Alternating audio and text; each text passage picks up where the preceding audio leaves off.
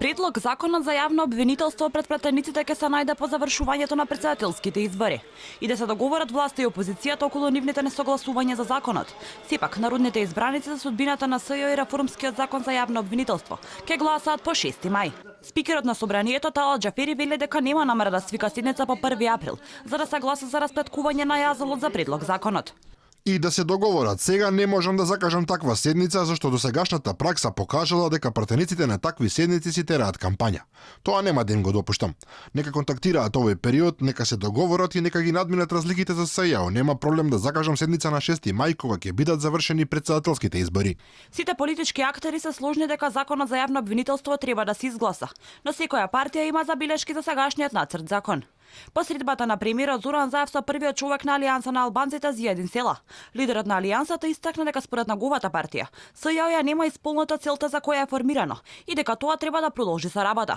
Па продолжи да се интервенира во законот за обвинителство. За СЈО да функционира како тело внатре во правниот систем на државата. За таков закон, вели Села, би гласале. Предлагаме да се интервенира во законот за специјално обвинителство, во кој нема да важат роковите ниту 2017, ниту другите рокови, него да функционира како тело внатре во правниот систем на државата.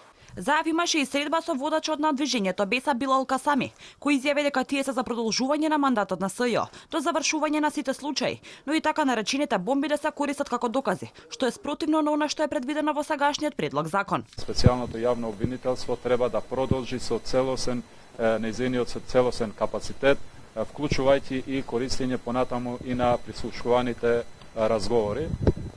Значи, ние као движење Беса би разговарале понатаму во правец на овој наш став.